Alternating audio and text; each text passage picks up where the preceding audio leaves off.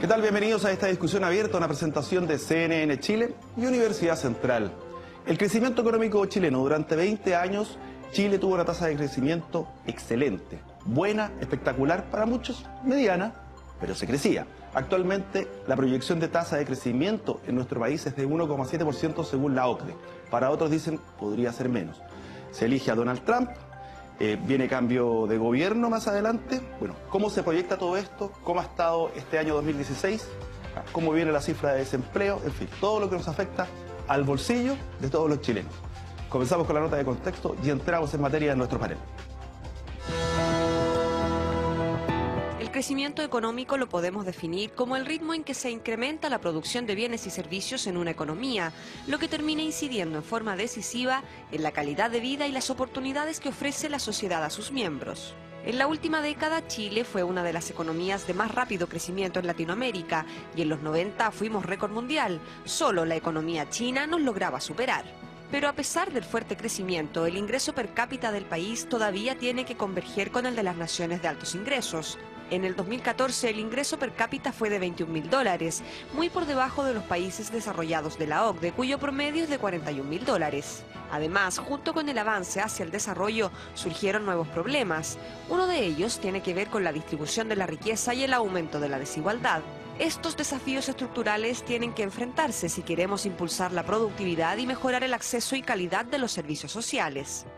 La deficiencia energética y la dependencia de las exportaciones del cobre siguen siendo una vulnerabilidad de nuestra economía. Por otro lado, cuando un país llega a niveles importantes de PIB per cápita, cada vez es más difícil crecer, por lo que debemos avanzar más allá de la extracción de riqueza y potenciar la innovación como uno de nuestros principales recursos. Sin embargo, para el 2017 no hay buenos augurios. El Banco Central anticipa un crecimiento de tan solo un 1,7% y el Fondo Monetario Internacional ha bajado constantemente sus proyecciones de crecimiento para nuestro país debido a la disminución de la inversión privada y el aumento de la desconfianza de parte de los empresarios y consumidores. Un menor crecimiento termina impactando tarde o temprano en el empleo. ¿Por qué crecemos menos? ¿Qué tenemos que hacer para recuperar un ritmo más alto? La importancia del crecimiento económico la analizamos hoy en esta discusión abierta. Discusión abierta que ya comienza. Saludamos a don Roberto Fantuzzi, presidente de ASECSMA. Bienvenido, don Roberto. Muchas gracias por la invitación. A Roberto Castro, tocayo de don Roberto. Tocayo. Roberto Castro, decano de la Facultad de Economía de la Universidad Central. Buenos días. Y a Gonzalo Durán, de la Fundación Sol, economista. Bienvenido. Muchas gracias. A ver, el 1,7% de crecimiento que se proyecta para el 2016, que incluso decía fuera de cámara que podría ser un poco menos, ¿es lo que hay? ¿Es lo mejor que se pudo conseguir para Chile durante este año? ¿Es la confianza, desconfianza que hay en el clima político que ha incidido para este 1,7%, que si es exitoso o es malo? A ver, no es un único factor. La discusión ha estado centrada en si son componentes internos o externos. Y la verdad es que hay de ambos. Ha bajado el crecimiento chino. China antes crecía a tasa de 2 décadas, ha venido bajando consecuentemente y hoy día estamos en el orden de tasa del 7%. Y por lo tanto hay un motor externo que le pega muy fuerte a la economía chilena. Y también hay un tema de incertidumbre al interior. Hay un cúmulo de reformas que se han llegado, a mi juicio, un poco rápido, por lo tanto los actores tienen que adaptarse a este cambio. Pero el problema de las reformas es la velocidad o la calidad de las reformas. Para mi gusto, el problema es la velocidad. Las reformas son necesarias. No hay ningún organismo internacional que diga que las reformas que se están haciendo no son necesarias para asegurar el crecimiento de las próximas décadas. Pero, por ejemplo, la reforma tributaria no recaudó lo que se esperaba y además ha tenido que salir una serie de circulares como para ir enmendándola. Entonces, ¿ha incidido también en el crecimiento? De todas maneras, la reforma tributaria incide en el sentido de que los empresarios ven que tienen que pagar mayores impuestos y tienen que ajustarse a esa situación. Ahora, eso es una situación de corto plazo. Yo no veo que esta reforma tributaria en el largo plazo vaya a ser una merma del crecimiento de Chile, por el contrario. Lo que ha pasado acá es que ya veníamos con una caída de la inversión desde el año 2013. Eso, en un año que es electoral como el 2013, se junta incertidumbre, nos lleva a la inversión nacional muy por debajo de lo que se había dado. Y desde ese punto de vista partimos con un punto muy bajo en términos de generación de productos. Roberto, el 1,7 es lo mejor que se podría haber conseguido, dada la situación Siempre uno actual. puede tener cifras mejores, y no cabe ninguna duda, haciendo las correcciones correctas. A mí lo que me preocupa es el estado anímico de nuestro país. Y por suerte escuchamos a la Sociedad Fomento Fabril el otro día con una actitud totalmente más positiva. Nosotros los empresarios tenemos que ser la luz del túnel, no podemos estar en la oscuridad. Nosotros tenemos que ser camino de solución. Por ejemplo, tú comentabas el tema de las dos reformas tributarias, tanto tributaria y laboral. Para mí son reformas y comparto con mi tocayo, que el país requería. Y nosotros deberíamos haber no hecho una crítica destructiva, sino que haber sido más constructivos en las propuestas. ¿Y se hicieron bien o mal? Mira, yo creo que todo esto se puede ir corrigiendo. No hay nada perfecto en la vida. La verdad que perfectamente la reforma tributaria, si uno analiza la anterior ley tributaria, te aseguro, porque a mí me consta, el 99,9% de los empresarios no lo entendían tampoco. No sabían lo que... Oye, te prometo que no sabían lo que era el FUT. Yo conversaba con ellos y muchos estaban convencidos que las empresas pagan impuestos. Las empresas en Chile no pagan impuestos. Hoy día van a empezar a pagar recién impuestos. O sea, no pagaban impuestos. No. Era el equivalente a un crédito al global complementario. Entonces, en el fondo, el impuesto lo estaban pagando las personas. Y había una contradicción enorme. El global complementario dentro de los recursos del país era negativo. O sea, que los que en el fondo tenían que pagar impuestos no pagaban los impuestos a través del FUT. Date cuenta, el FUT se le dio la posibilidad de traer el 8% de los recursos que están en el exterior, que significaban 150 millones de dólares. No, 120, me corrijo, 120. ¿Sabe cuánto se recaudaron? 1.500 millones de dólares. No, y se pagaba Date cuenta sobre los recursos que estaban quedando afuera. No estoy diciendo... Y se pagaba sobre la utilidad, no sobre lo que se traía. Por supuesto, claro. No, y es bueno para el país porque, claro, que si uno piensa, el que pagó impuestos dice, bueno, él pagó el 8 y yo pagué el 30, claro. El 40 para ser exacto, era un poquito injusto, pero yo creo que hoy día estamos en una situación distinta. Yo no me atrevo de proyectar. Oye, que es lo que pasó en Estados Unidos, los efectos colaterales con nuestro país, mejoró el cobre, ¿tú lo mencionaste, Pablo? Bueno, ¿qué vamos a hacer con ese valor del cobre? Pues, el valor del cobre a mí me da temor cuando es muy alto. Sí. Porque entramos en un estado anímico en nuestro país que todo lo resuelve el cobre. Y cae por la trampa la liquidez. El famoso fondo de soberano, que era solo recursos del precio del cobre alto, porque eso oye, ¿en qué se invirtió? En especulación. Claro. Y tú hablabas de innovación. La plata de la innovación, ¿dónde está puesta? Gonzalo, dime una cosa. Este 1,7 para ti es positivo. Claro, me puedes responder lo que dice Roberto, que todo es perfectible. Pero para el ritmo de crecimiento que tiene la economía a nivel mundial, que es del 3,1%, estamos bajitos. Ahora, si nos comparamos con la región, a excepción de Perú, por ejemplo, estamos en otras condiciones. ¿Para qué decir Venezuela? Con un PIB de inferior al 10%.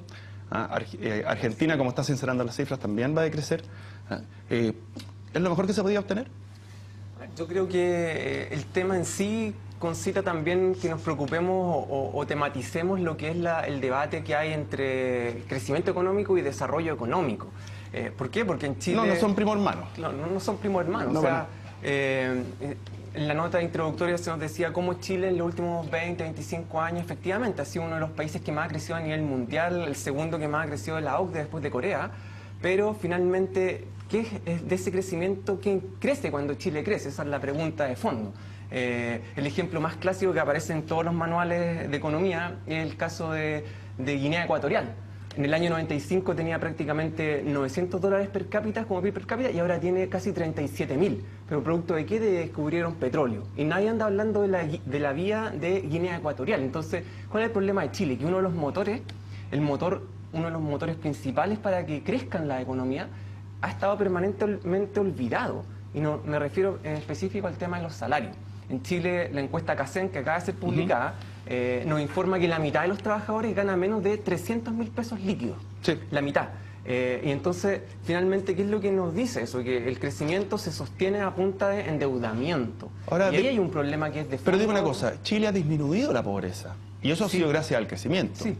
La distribución es tema aparte, porque primero generemos las lucas y después vemos cómo las repartimos. Entonces, visto desde ese punto de vista, no, valga la redundancia, desde ese punto de vista, nosotros podríamos decir, mira, el modelo, a pesar de todos sus defectos, ha tenido algo de éxito con la disminución de la pobreza. La brecha de la desigualdad yo creo que harina otro costal. Pero Pablo, ¿sabes que las fragilidades del modelo que tú mencionas es que con la misma encuesta CACEN que nos dice que la pobreza hoy disminuyó y está en un 11,7%, con esa misma encuesta CACEN, si tú consideras los ingresos de las personas, los ingresos autónomos, es decir, sacas los subsidios del Estado, sacas lo que se le imputa por el alquiler imputado, la pobreza sube del 11,7 al 27,8. Claro. O sea, casi un 30% de pobreza sin considerar esos factores. Entonces ahí tenemos que en realidad el modelo es bastante inestable, es bastante precario.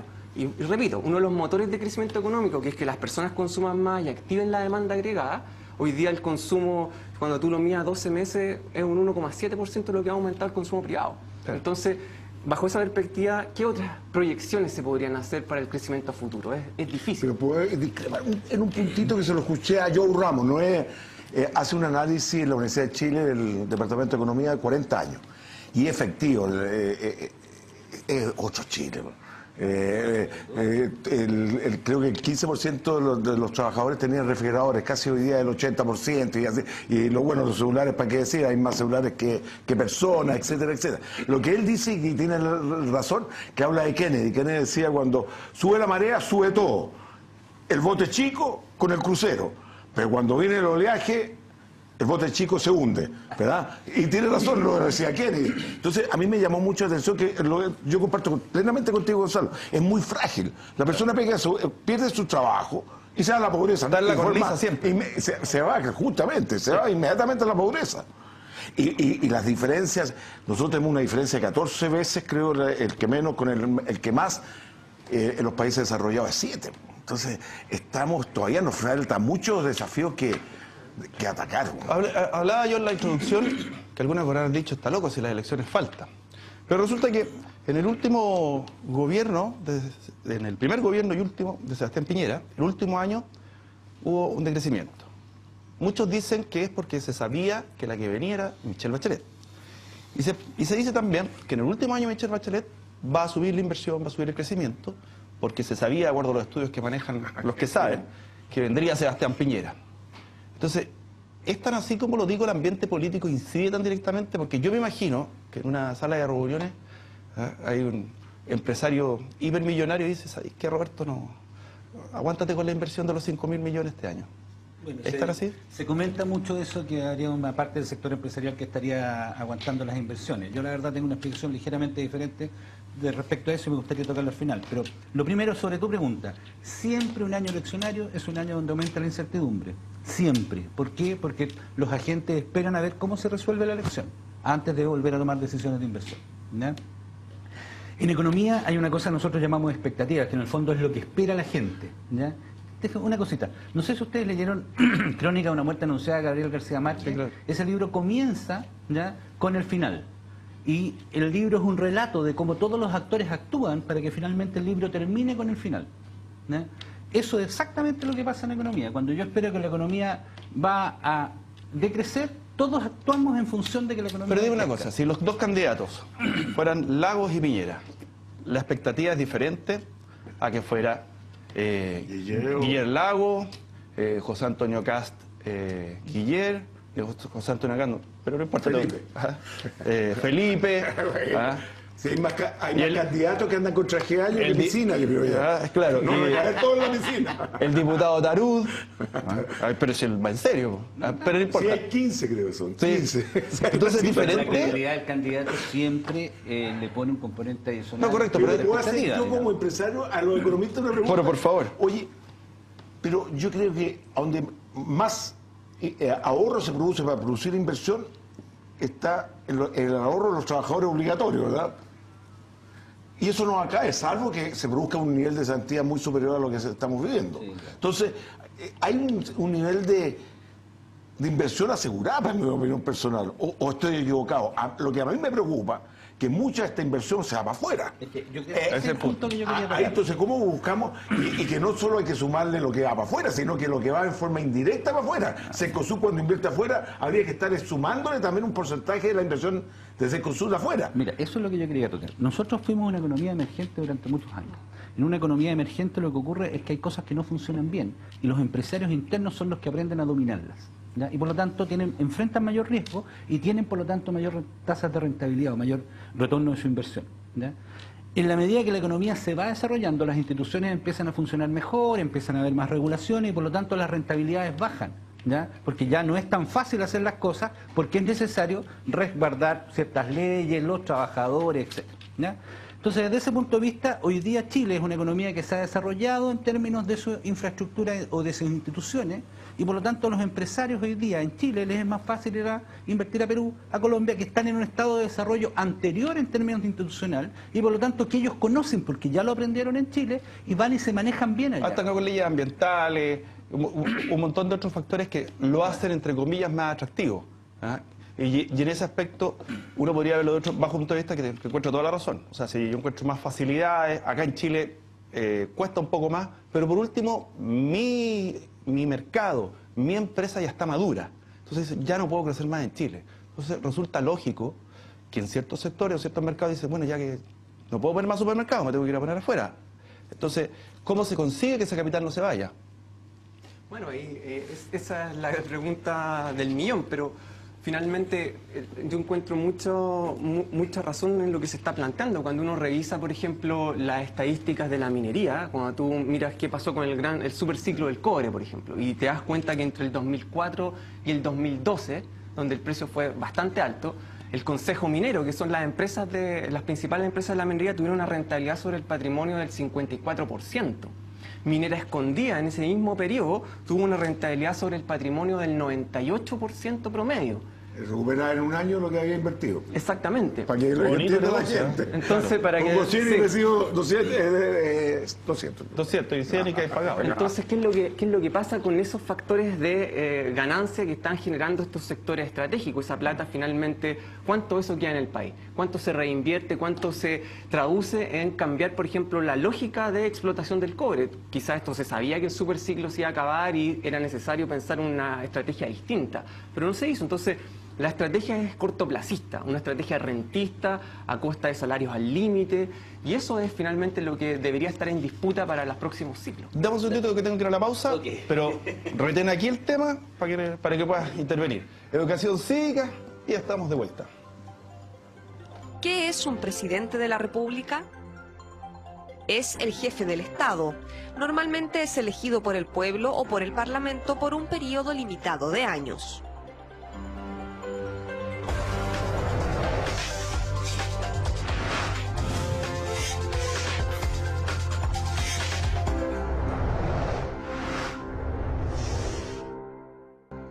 Bueno, la verdad afecta en el sentido de que cuando uno tiene algunas deudas bancarias o temas de crédito referidas a ello, puede ser que se vea uno afectado por los temas de las tasas de interés. ¿A mí particularmente? Sí. Yo no creo que me afecte. La verdad, yo creo que depende del ingreso de cada uno, cómo lo percibe.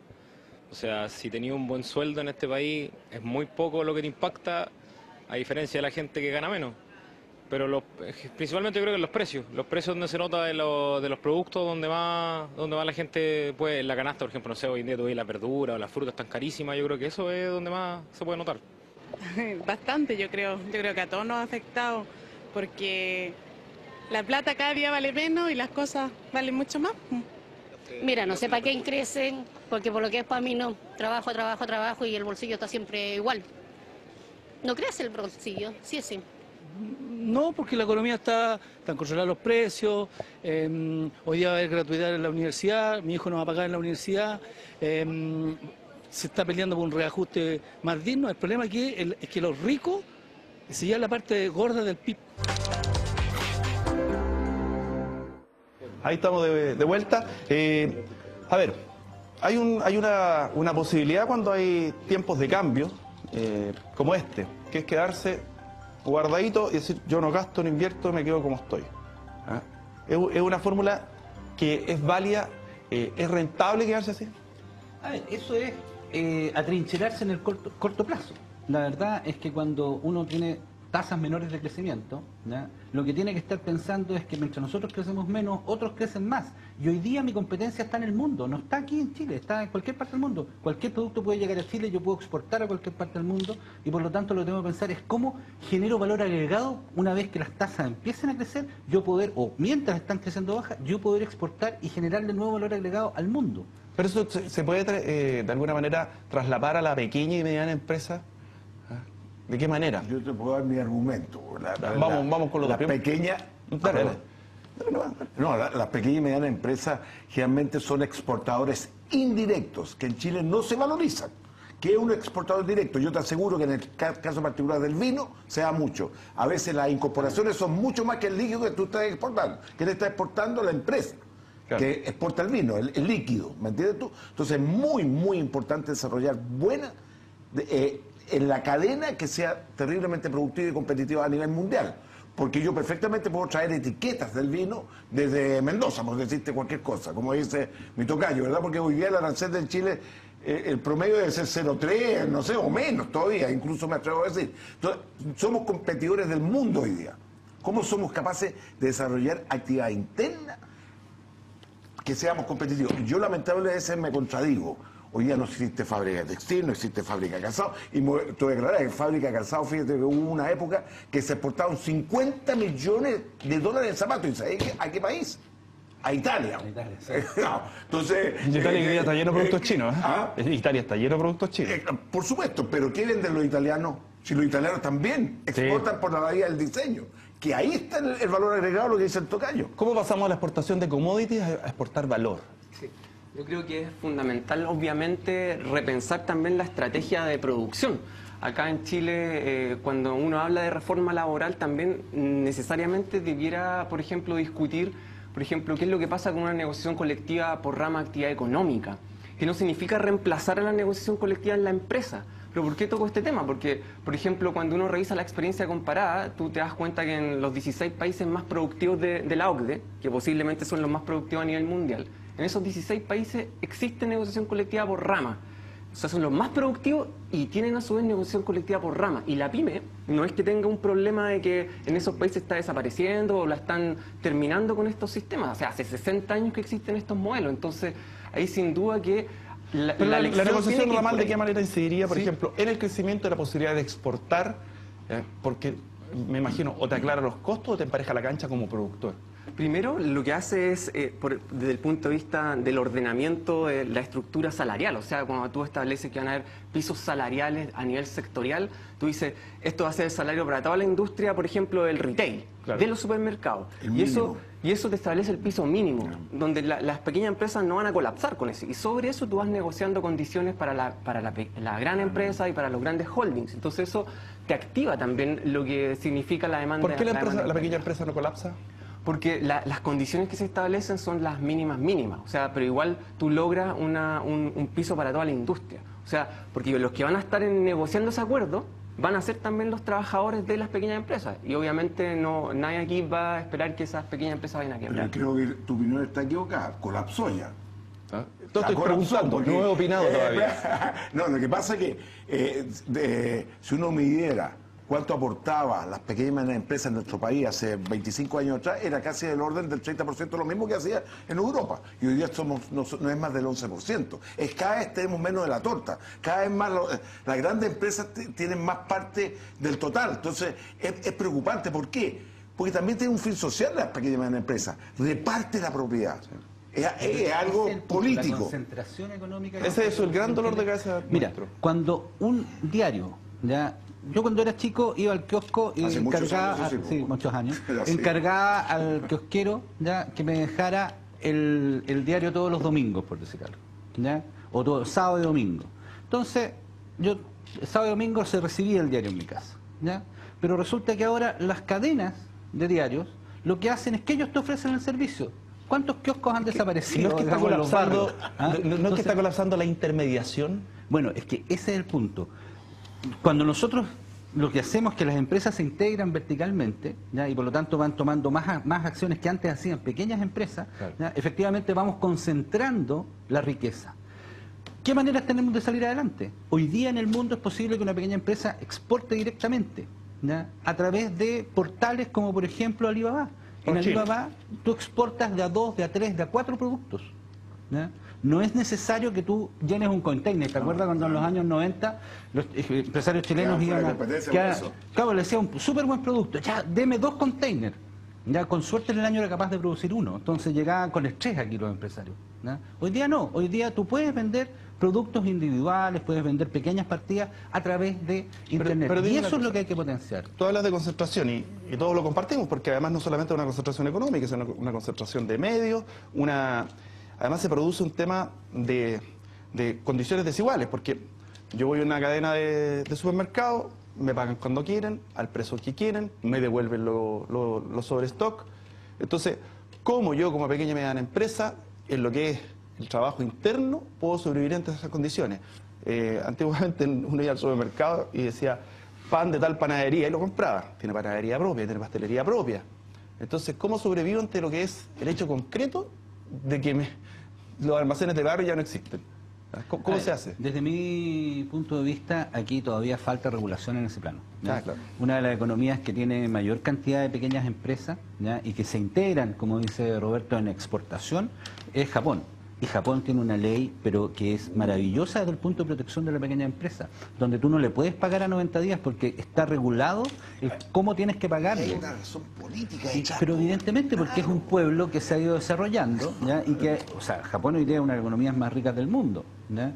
Y claro, ¿por qué? Porque ellos tienen un poder de compra en sus pueblos, en sus personas. Pero tiene menos crecimiento. ¿Ya? ¿Por qué? Porque todos tienen trabajo y todos trabajan en pequeñas empresas o hacen emprendimientos, ¿ya? La Toyota, por ejemplo, perdón, no me marca, empieza en la parte más arriba, digamos, tiene su propia estructura, pero para abajo va comprando porcentaje en todos sus proveedores, ¿ya?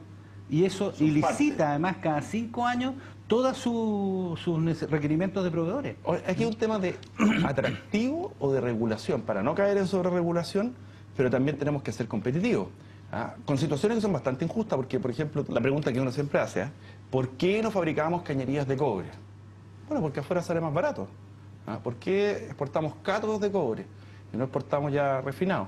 Entonces, ¿cómo hacemos que esto sea atractivo, independiente de las regulaciones? Lo que pasa es que finalmente eso tú lo puedes extrapolar a una serie de sectores, ¿no es cierto? Las astillas de madera, los salmones de 3 kilos. No, para todo, claro. Para todo. Entonces, eso es finalmente lo que nos hemos transformado en una economía donde el 1% más rico se apropia casi del 33% de los ingresos nacionales. Y según las estadísticas, es casi el nivel de concentración económica más alta a nivel comparado. Claro. Entonces, cuando tú tienes una situación como esa y cómo lo logramos para hacer mucho más inclusivo lo que es el crecimiento económico, sin duda que hay que buscar soluciones, pero es difícil que tú pienses en una solución que sea como el tipo ganar-ganar, así claro, como una solución donde todos van a ganar y donde esas personas que hoy en día concentran el 1%, o sea, el 33% de los ingresos, también vayan a ganar. O sea, ahí sin duda que estamos entrando en la disputa que no es menor, que es la disputa capital-trabajo. Y en ese sentido, bajo nuestra perspectiva, el fortalecimiento de las organizaciones sindicales son fundamentales para poder tener una mejor participación en la creación colectiva de los frutos del trabajo. Oye, Chile está endeudado. ¿Me puedo referir a este tema que me interesa muchísimo? El otro día escuché al presidente de la CAT. La CAT es una competencia de la CUT. Son tres, UNET, CAT y la CAT es la autónoma, ¿no? La autónoma, que es Óscar Olivo, el presidente. Y define la empresa en forma distinta. Dice la empresa es igual al capital financiero más capital humano. Capital financiero están los proveedores, los bancos y el capital. El que puso el empresario que puso el dinero y el capital. Yo no negocio con la empresa, yo negocio con el capital financiero. Y tiene razón. Entonces, tenemos que cambiar esa estructura porque hoy día nos vemos como enemigos.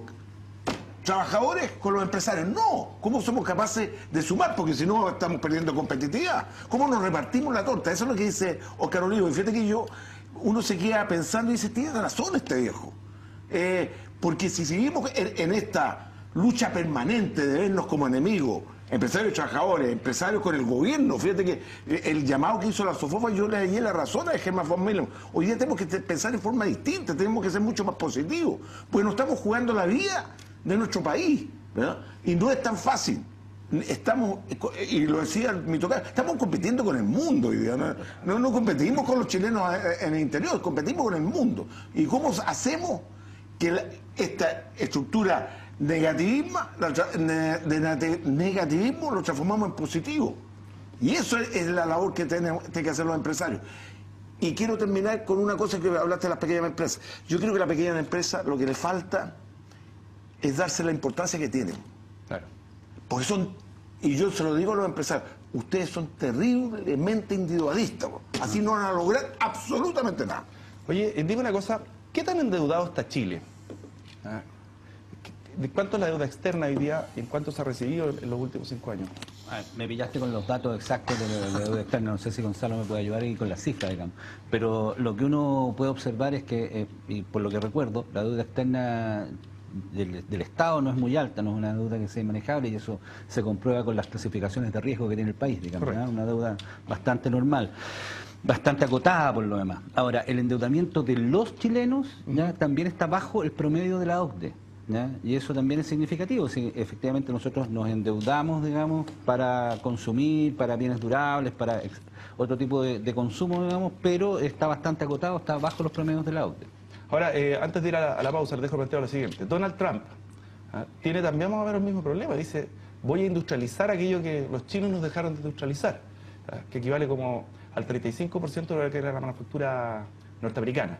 Entonces, también se le puede decir, mira, fantástico que te pongas a fabricar de nuevos autos acá, pero las lucas no dan. En China es más barato. Y de hecho, los mismos norteamericanos tienen empresa, oficina en Estados Unidos y la manufactura en China. Entonces eso también se refleja en economías como la nuestra y también cuál es el efecto de Donald Trump para nosotros.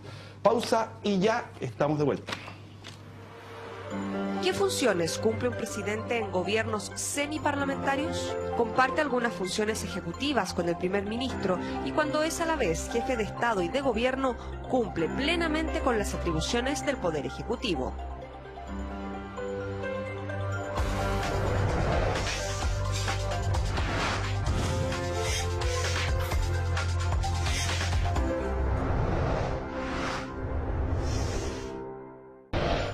Estamos de vuelta. ¿Conoce ahí la cifra exacta del...? Sí, ya la revisamos. 161 millones es la... 161.000. 161.000 millones es la deuda externa total de Chile, que equivale más o menos al 61% del PIB. Pero de eso, ¿ya?, solo un 20% es deuda pública. Por lo tanto, es una deuda que está bastante acotada, porque la deuda privada, digamos, no puede hacer colapsar al país. La deuda pública es la que lo podría hacer colapsar, y esa estaba muy acotada. Ya, pero había aumentado. Ha aumentado, sí. Ya. Pero fundamentalmente por el lado privado. Donald Trump, o Donald Trump, como quiera ponerlo usted, sale electo y se nos va el cobre para arriba, cosa que es buena, pero las bolsas se pegan su bajadita. ¿Cómo ve que afectaría a Chile Donald Trump en la presidencia? Mira, sus declaraciones cuando estaba compitiendo con Hillary Clinton era que iba a revisar los tratados, ¿verdad? Y la verdad que el caso particular de Chile es re poco lo que puede revisar, porque perdería él como país, porque es deficitaria en nuestra balanza comercial, le estamos importando más de lo que le exportamos. Y cuando le exportamos, si uno hace una balanza comercial vía valor agregado, es peor todavía. Le exportamos puros productos primarios y le importamos puros productos elaborados de valor agregado, de mano de obra norteamericana a buenas remuneraciones. Entonces, yo creo que el peligro no está ahí. El peligro son los efectos que puede producir en otros países que nosotros tengamos relaciones comerciales. Ahí pues es como el Brexit, que uno de los países con más que recibían vino en era Inglaterra. Hoy día no sé si las condiciones, yo creo que tampoco van a cambiar, pero podría suceder que le pongan aranceles al vino, etcétera, etcétera. Entonces, son los efectos colaterales más bien que otras cosas. Claro, algún tipo de efecto que tenga sobre China nos incide indirectamente. Directamente. Y oye, la relación que tiene Estados Unidos con oye, pero la relación que tiene este país norteamericano, Estados Unidos, con el resto de las comunidades, date cuenta, con Europa, cómo se va a comportar, porque es un poquito agresivo el hombre, entonces, qué relación con los rusos, etcétera, etcétera, puede producir un trastorno distinto a lo que estamos acostumbrados hace bastantes años de tranquilidad mundial. O sea, lo que decían los especialistas es que el problema de él, como lo decíamos antes, era la zona industrializada, que ahí es donde quería revisar. Más que en el caso nuestro, porque no le quitamos trabajo a nadie, Y como tú decías, materia prima y balanza comercial para nosotros. Entonces, en ese sentido, ¿debiera haber tranquilidad? ¿O con Trump nunca hay tranquilidad?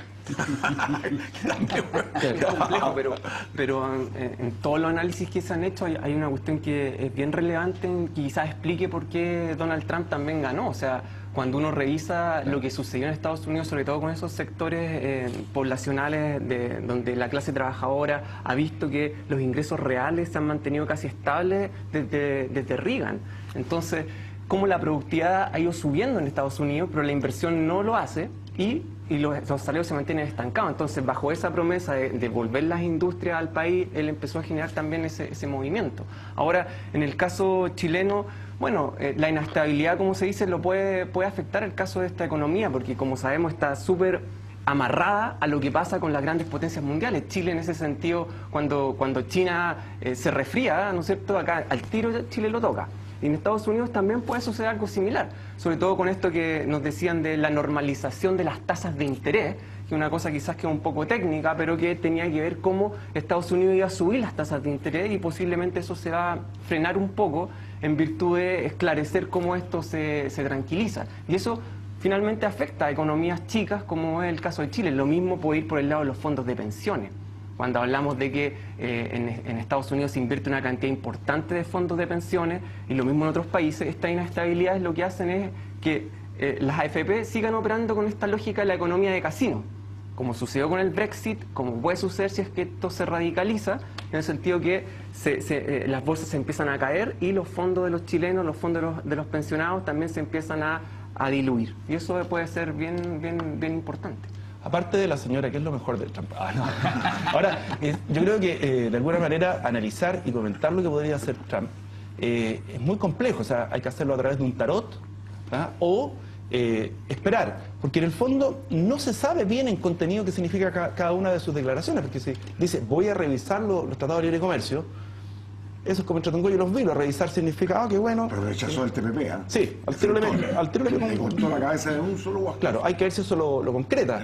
Pero en el fondo, al haber una carencia o una profundidad de su discurso, una carencia de relato, como le dicen acá, es muy difícil ver cómo se va a manejar en lo que a nosotros estamos hablando acá, que es la parte de la economía. Sí. Es difícil, yo creo que coincido con Gonzalo en que aquí los efectos, o con lo que decía Roberto, que es como un pool, digamos, o sea, una pelota le pega a otra y de repente el rebote nos va a llegar, sí. Porque efectivamente las principales repercusiones van a estar en la Unión Europea y en China, en términos de cómo se manejen esas relaciones. ¿En qué nos podría afectar específicamente? ¿Ya? Bueno, el TPP ya es un tema que estaría uno viendo que lo va a rechazar, ¿ya? Lo cual limita ciertas oportunidades de comercio. Si efectivamente hay una onda proteccionista en Estados Unidos de que ciertos productos, digamos, manufacturados no puedan entrar, entonces ahí podría haber un ajuste en las cuotas de importación que tienen los norteamericanos de determinados países. Y eso podría afectarnos también. Por ejemplo, y si le repercute a México, que es el tercer socio comercial de Estados Unidos, también nos podría repercutir a nosotros, porque tenemos un tratado de libre comercio con México. Sí, pero Chile, sus principales socios comerciales son China, Estados Unidos y la Unión Europea. Por lo tanto, yo creo que más bien hay que fijarse ahí debe estar como el 70%. Ahí yo le tengo un tema distinto, porque cuando uno hace el análisis general del país, efectivamente son los 3 países. Pero cuando tú analizas lo que se exporta en manufactura, en valor agregado, son los países. Interesante ese punto, claro. Son los países nuestros. Claro. Toda la región. ¿Y México ahí es significativo? Es significativo. Bueno, ahí puede haber... Claro, entonces son situaciones distintas, depende de los sectores que uno esté analizando. Por ejemplo, yo leía que a la fruta, según ellos, no le va a afectar absolutamente nada, los salmones exactamente, pero son todos productos primarios. Si el problema nuestro es nuestra machía exportadora, seguimos concentrados en gran parte, 2 cosas, concentrados en empresas que exportan y concentrados en productos que se exportan. Entonces somos más, de alguna manera, que nos puede afectar cualquier medida colateral, porque de alguna manera, si tú tienes una matriz más diversificada, es menor el riesgo. Claro. Hoy día estamos terriblemente concentrados. Ahí está el problema. Somos cobre dependientes. Ahora sí, se revisa el tratado de libre comercio con México. Y quiero corregirte, porque lo dijiste en la primera vuelta, en los tubos de cobre. Efectivamente, yo creo que en la tumba el señor Simonetti se está revolcando. El señor Simonetti fue el primero que elaboró cobre a través de Madeco en este país. Claro. y dejó hacer tubos de cobre. Pero yo creo que eso de medida se ve principalmente, no es que no por innovación, sino que el precio del dólar, cuando estuvo a 4.50, a cualquiera que incorporara algo de valor agregado lo tiraba a la lona. Pero se ha mantenido así, o sea, todavía no estamos... No, pues estamos como a 4.50, estamos a 6.60. No, aquí todavía no nos metemos al valor después del commodity. Lo que pasa es que cuando tú ¿no? mantienes el precio del dólar tan bajo durante tanto tiempo, desincentivas cualquier tipo de inversión en el sector exportador, y por eso es que estamos todavía pegados en la matriz cobre, digamos, ¿ya? Porque incluso en fruta y otros productos primarios se dejó de invertir, y la recuperación de las exportaciones primarias no ha sido lo que uno esperaría con este valor del dólar. Además, el cachito que tenemos con el cambio climático que afecta directamente a los cultivos. Pero en el día a día, no es cosa del futuro. Dime una cosa, revisado el Tratado de Libre Comercio con México, podría repercutir también en América Latina, porque si se cuestiona uno, se podrán cuestionar todos. Sí, o sea, esa es una de las grandes improntas de Trump, es decir, ver qué es lo que va a pasar con los tratados de libre comercio. Ahora, insisto, en el caso de Chile hay que mirar también, yo creo, una perspectiva más profunda, es decir, cuando nosotros hablamos de los tratados de libre comercio, esa ha sido la clásica estrategia de desarrollo que Chile ha seguido en los últimos 25 años. Y Chile, eso también está conectado con este patrón de crecimiento, pero no necesariamente de desarrollo. Entonces, quizás también es el momento de revisar hasta qué punto los tratados de libre comercio y esta apertura afectan el desarrollo. Y cómo nuestro país efectivamente puede dar un salto hacia ese objetivo, y no tan necesariamente al objetivo de bajar los aranceles y vender todo lo que sea para que nuevamente sean unos pocos los que se queden con los frutos del crecimiento. Y este programa justamente de alguna manera está relacionado con una universidad. Fíjate que la universidad es mejor la educación superior, ¿cómo se llama? ¿Así se denomina? Sí. Son 1.200.000 profesionales que en algún momento van a salir. ¿Hemos creado actividad económica para absorber este 1.200.000? Yo creo que no. Van a terminar la mayoría en el Uber. Entonces, ¿cómo somos capaces, con esta velocidad que está el mundo, crear nuevas actividades económicas? Y ahí fíjate que yo apunto a Corfo. Corfo está haciendo, yo creo, lo debido. Pero típico en nuestro país, el cafecito, amorcito, todo en chiquitito, ¿está todos los proyectos, todo está preocupado de la manufactura avanzada, que yo creo que ahí hay un espacio enorme para los profesionales que van saliendo de la universidad, porque ellos tienen el conocimiento suficiente. Y es lo que se ha llamado economía naranja. Está invirtiendo mucho en esos dos proyectos, ha puesto la ficha ahí. Yo creo que el futuro de nuestro país va por ese camino, Fede. Yo puedo estar equivocado, pero ciertamente el futuro tiene que ir por agregar valor agregado. De otra manera... Pero en ese sentido, lo mismo que tú estás diciendo, en el caso de la innovación, ¿cuántas empresas chilenas tienen contratados dentro de su planta, de las que pueden y las que necesitan, doctores, investigadores? Porque si yo me instalo con un laboratorio de remedio acá, yo no me imagino a alguien con un microscopio desarrollando un medicamento para tal cosa, sino que simplemente se compra en barriles el paracetamol, se comprime, si eso es. O se compra la patente y se produce acá. Claro, pero aquí no hay en la cultura del empresariado tener sus propios investigadores. Es muy poco. Pero ha ido cambiando ya. Pero yo estoy optimista. Y yo creo que lo que hemos fracasado, y que se lo he escuchado a todos los presidentes de la República hace los últimos 4 o 5, es que Chile tiene que ser puente. ¿Puente en qué sentido? Porque efectivo, hemos de alguna manera negociado con el 85% del PIB mundial. O sea que es muy, muy atrayente que empresas extranjeras se instalen aquí para usarlo de puente para los países que ellos no han podido exportar por sus aranceles. Y eso no hemos sido capaces de comunicarlo correctamente. Para mí esa es una preocupación, porque no ha llegado empresas a instalarse en nuestro país, grandes, pues, que signifiquen, que incorporen valor agregado, que utilicen esta estructura. Lamentablemente nos hemos quedado pegados en el pasado y seguimos con los mismos inversionistas regionales, etcétera, etcétera. Pero hemos dado las facilidades, Perú lo está haciendo, o Perú lo hace, porque a lo mejor está en otro periodo de desarrollo. Nosotros estamos más en la adolescencia, estamos pidiendo otras cosas. Porque nosotros estamos en productos primarios. Claro. Entonces lo poco que ha llegado es productos primarios, y los productos primarios es poco valor agregado. La atracción de inversiones de Chile se basa básicamente en el tipo de economía que nosotros tenemos, que es una economía que es sólida, que es ordenada, que tiene una baja deuda externa. Otras economías lo que hacen es que efectivamente ofrecen exenciones de impuestos a grandes empresas. Es conocida la historia de Intel cuando se quería instalar en Chile y se fue a Costa Rica en los años principios de los 90, digamos mediados de los 90. Entonces, aquí, claro, yo creo que nosotros pecamos quizás en nuestro orden como economía, ¿ya? Porque somos una economía ordenada, de ser muy homogéneo. Y quizás hay... Las únicas excepciones son, ponte tú, Puerto Williams, donde, claro, no se pagan impuestos, pero ándate a producir a Puerto Williams. Hay que producir cubos de hielo, ¿no? Claro, porque el punto es que, claro, en las zonas extremas nosotros tenemos programas de atracción que significan menores impuestos, etcétera, que son zonas especiales. Pero a lo mejor habría que también pensar en una combinación que permitiera atraer estos grandes gigantes que menciona Roberto. Ahora, atraer los grandes gigantes no significa que hoy día no tengamos inversión extranjera. Hay inversión extranjera. De hecho, las grandes... entidades que asesoran inversiones dicen que van a seguir invirtiendo en Chile, porque como Chile es una economía ordenada, que tiene una institucionalidad que funciona, es atractivo invertir en Chile cuando yo tengo tasas de retorno que son normales como en un país desarrollado. El mercado laboral, el desempleo, tema del próximo bloque. Pausa y estamos de vuelta, ya entramos con el más cortito. ¿Qué funciones cumple un presidente en una república parlamentaria?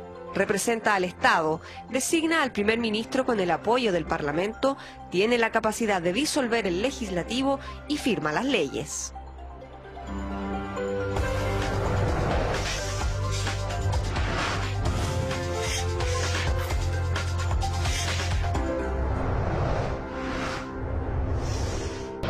Bien, ya estamos de vuelta. La economía, el crecimiento nacional, cómo se proyecta el 2017, en una palabra que es súper preocupante siempre. Empleo, desempleo.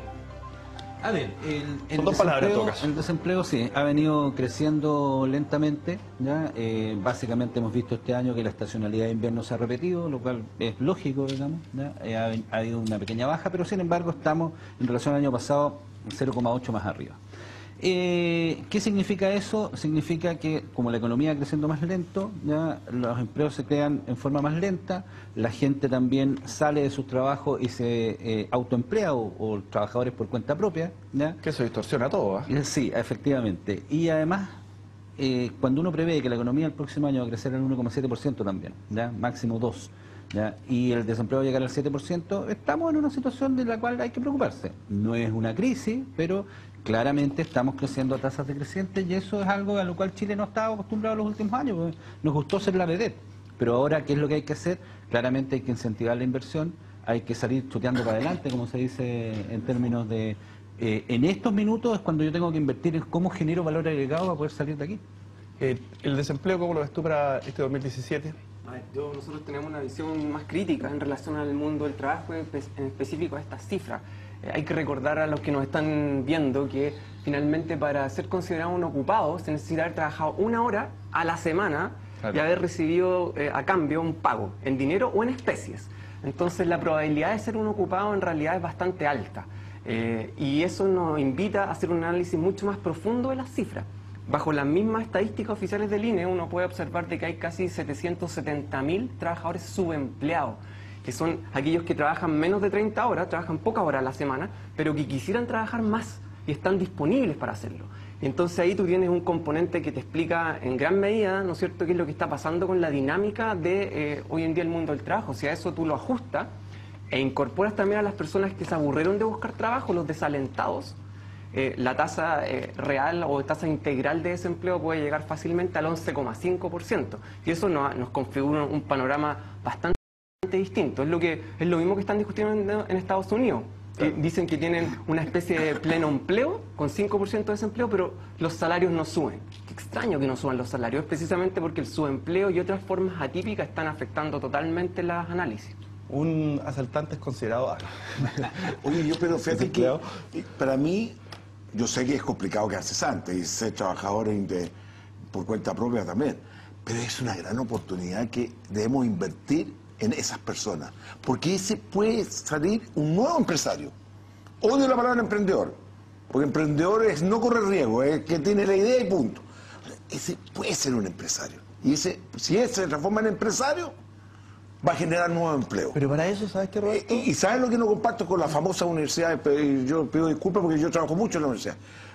Inculcan el título bajo el brazo y aunque pega. No, tenemos que esa persona que se tira a la piscina, caiga un guatazo, que trate de hacer algo como empresario, de generar empleo. Pero hay un tema. No buscar el camino más fácil, perdón. En la práctica, sacando el factor plata, una persona que tiene un pequeño capital quiere instalarse con un café en un restaurante.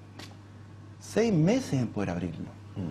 ¿Qué no lo van a ver? No, pero hoy día se ha facilitado mucho el camino. Hay que, yo era uno de los padres que hacía la misma crítica destructiva. A ver, es menos malo. Pero sí, pero hoy día tenéis la factura electrónica, tenéis la empresa a un día. Pero efectivo. Te entrampas, por ejemplo, en la municipalidad. Ahí donde está el cuello botella. En el día a día. Sí. No te van a ver nunca pararte la patente. Mira, me toca mucho hablar con los microempresarios. Le digo, no pongan el caso tuyo, un café. Si ponen un café tiene que ser distinto al café del lado. Si voy a poner el mismo café, ¿para qué? Tienes que diferenciarte. Ahí es donde está la... Estoy de acuerdo, pero que por último déme la medida de la competencia. Si yo logro ser diferente al otro, tengo alguna posibilidad de competir. Pero si voy a hacer lo mismo, voy a repartir la torta y los dos vamos a ser más pobres, ¿no? Nada más. Roberto, ahí tienen la cámara 3, 30 segundos para todo lo que usted quiera. No, yo se lo voy a los académicos, yo le regalo los 30 segundos. No, comente lo que quiera. No, porque hay que ser solidario en este país, hemos perdido la solidaridad ya. Tenés 60, no te cuentes el mundo académico. Dale, Roberto. Bueno, la verdad es que evidentemente estamos en un periodo de lo que uno llamaría las vacas flacas, ¿ya? Y estamos todos comportándonos de la forma en que eso significa seguir adelgazando.